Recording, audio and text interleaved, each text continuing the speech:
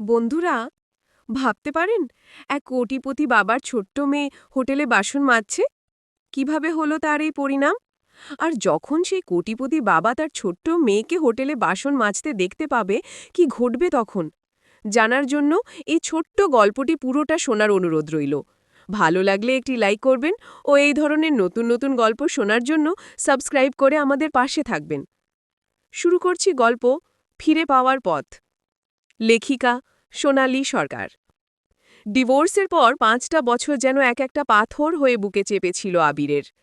আজ তার সব আছে, বিশাল ফ্ল্যাট, দামি গাড়ি, নামি দামি লোকের সাথে ওঠা বসা। কিন্তু ৫ বছর আগে সে ছিল এক ছোট্ট ব্যবসায়ী। মালা একটা ধনবান ব্যক্তির মেয়ে। আবিরকে ভালোবেসে সে তার বাড়ির অমতে বিয়ে করে। বেশ কিছুদিন সব ঠিকঠাক চলছিল। তাদের কোল আলো করে এলো এক ফুটফুটে কন্যা সন্তান, যার নাম রাখা হলো পরী। কিন্তু এই খুশি তাদের জীবনে বেশিদিন রইল না। আবিরের ব্যবসা তখন ডুবে যাওয়ার মুখে। কাজের চাপে ও দুশ্চিন্তায় আবির একটু খিটখিটে মেজাজের হয়ে যায়। একদিন মালা তার ফুটফুটে মেয়ে পরীকে নিয়ে আবিরকে ছেড়ে চলে গেল। তখন পরীর বয়স সবে ২। মালার বাবা দাদাদের উস্কানিতেই সে আবিরকে গরিব উপাধি দিয়ে চলে যায়। গরিব শব্দটা যেন আবিরের কানে বিশ্বের মতো বাজত। সেই রাগে, সেই জেদেই সে নিজেকে ডুবিয়ে দিল ব্যবসায়। নিজের বাড়ি পর্যন্ত বিক্রি করে দেয় সে। সফলতা এসেছে, আজ তার কাছে বাড়ি গাড়ি সব আছে, কিন্তু তার দাম দিতে হয়েছে একাকিত্ব দিয়ে। মালার ওপর তার প্রচণ্ড রাগ। মাঝে মধ্যে পরীর মুখটা মনে পড়ত, কিন্তু অভিমান আর আত্মসম্মানের দেওয়াল তাকে মেয়ের কাছে যেতে দেয়নি। সে নিজেকে বোঝাত, আমি যখন গরিব ছিলাম তখন তো কেউ মূল্য দেয়নি, এখন গিয়ে কি হবে? হঠাৎ একদিন তার অফিসে একটা খাম আসে। প্রেরকের নাম নেই। খুলতেই হাতের লেখাটা চিনতে পারে আবির, মালার চিঠিটা। ছিঁড়ে ফেলে দিতে চায়, আবার কি মনে করে পড়তে শুরু করে। প্রিয় আবির, জানি তুমি আমাকে কোনো দিন ক্ষমা করবে না। আমিও নিজেকে ক্ষমা করতে পারিনি। বাপের বাড়ি ছেড়ে চলে এসেছি বহুদিন হলো। বুঝতে পেরেছি আমার বাবা দাদাদের কথা শুনে আমি কত বড় ভুল করেছি। আমাদের সম্পর্কটা ওরাই নষ্ট করেছে। এতদিন তোমাকে বিরক্ত করিনি, কিন্তু আজ আমি নিরুপায়। আমি খুবই অসুস্থ। ডাক্তার বলেছে হয়তো বেশি দিন বাঁচব না।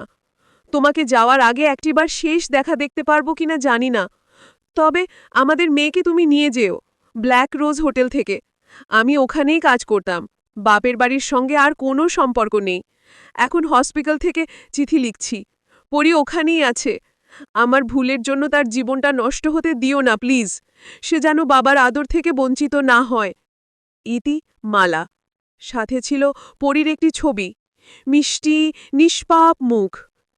চিঠিটা পড়ে আবিরের ভেতরে একটা তোলপাড় শুরু হলো, কিন্তু পরক্ষণেই তার মনে সন্দেহের বীজ জন্মল। মিথ্যে, এসব মিথ্যে। নিশ্চয়ই শুনতে পেয়েছে আমার ব্যবসার উন্নতির কথা, এখন ফিরে আসতে চাইছে। সে রাগে চিঠিটা ছিঁড়ে ফেলে দেয়, আর মেয়ের ছবিটা নিজের পার্সে ভরে রাখে।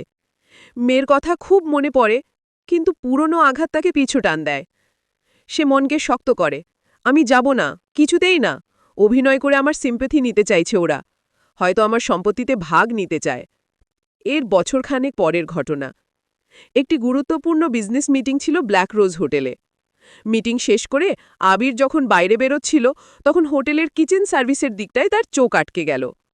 একটা ছোট্ট মেয়ে, বয়স সবে ৭-৮ হবে, কোমর ঝুঁকিয়ে বড় বড় বাসন ধুচ্ছে। কোমরে ময়লা জরাজীর্ণ জামা, উস্কো খুস্কো চুল, খালি পা। মেয়েটির দিকে তাকিয়ে আবিরের বুকটা মুচড় দিয়ে উঠল। কেমন যেন চেনা চেনা লাগছে। সে দ্রুত পকেট থেকে পার্স বের করে সেই ছবিটা দেখতে লাগল। পুরনো বিবর্ণ ছবি, আর চোখের সামনে দাঁড়ানো মলিন মেয়েটির মুখের দিকে তাকিয়ে আবিরের শরীর হিম হয়ে গেল। এ কি? এ তো আমার পরী, যার বাবা কোটিপতি, তার মেয়ে কিনা হোটেলে বাসন মারছে। তার চোখ দিয়ে ঝড় ঝড় করে জল গড়িয়ে পড়ল। এই সেই প্রাচীর, যেটা সে তৈরি করেছিল অভিমান আর অহংকার দিয়ে। আজ সেই দেওয়াল ধসে পড়ল এক মুহূর্তে।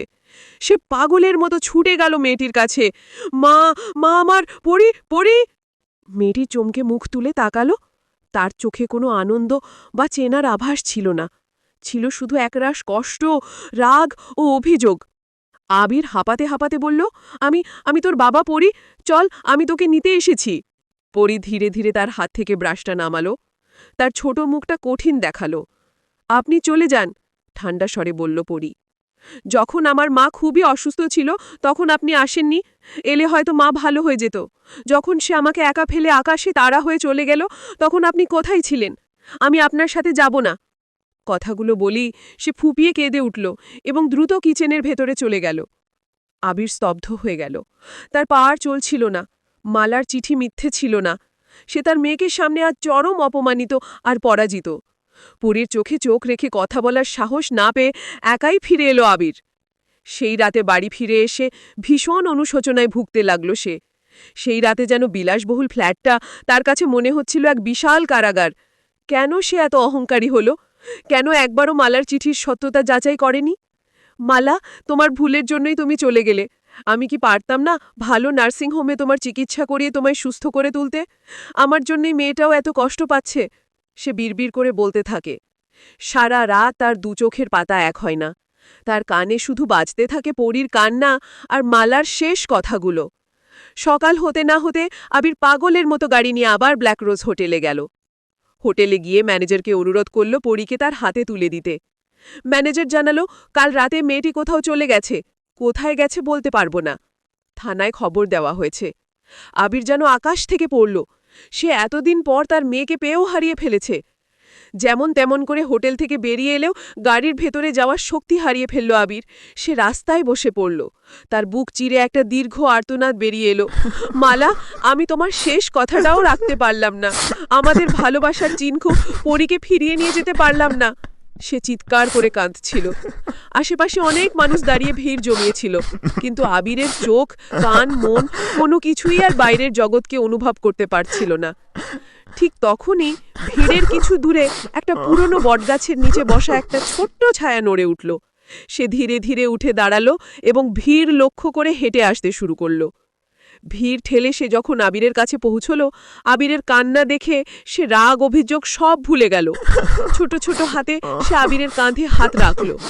বাবা, তুমি এভাবে বসে কেন? চলো বাড়ি চলো। আবির চমকে মুখ তুলে চাইল। তার চোখ তখনও জলে ভেজা। তার সামনে দাঁড়িয়ে আছে পরী। সে এক মুহূর্ত দেরি না করে মেয়েকে দু হাত দিয়ে জড়িয়ে ধরল। জোরে চুমু খেল তার কপালে, গালে। তুই তুই আমাকে ক্ষমা করে দিয়েছিস রে মা? আবিরের কণ্ঠরুদ্ধ।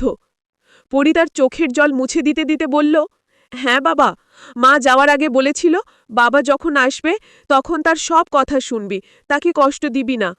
তুমি এভাবে কাঁদছ দেখলে মা উপর থেকে আমার ওপর রাগ করবে তো? এ কথা শুনে সে আবার ভেঙে পড়ল। আমি তোর মায়ের কাছে ক্ষমা চাওয়ার সুযোগটাও পেলাম না মারে। এখন সে কোনো মতে তার কান্না চাপল। সেই মুহূর্তের প্রচণ্ড আফসোস বুকে চেপে সে কোনো রকমে গাড়ি চালিয়ে মেয়েকে নিয়ে তার নতুন বাড়িতে ফিরল। সেই দিন থেকে সেই কোটিপতি বাবা তার সমস্ত অহংকার, রাগ দূরে সরিয়ে রেখে তার ছোট্ট মেয়ের জন্য বাবার সব কর্তব্য পালন করতে শুরু করল। সে আর ভুল করতে চায় না।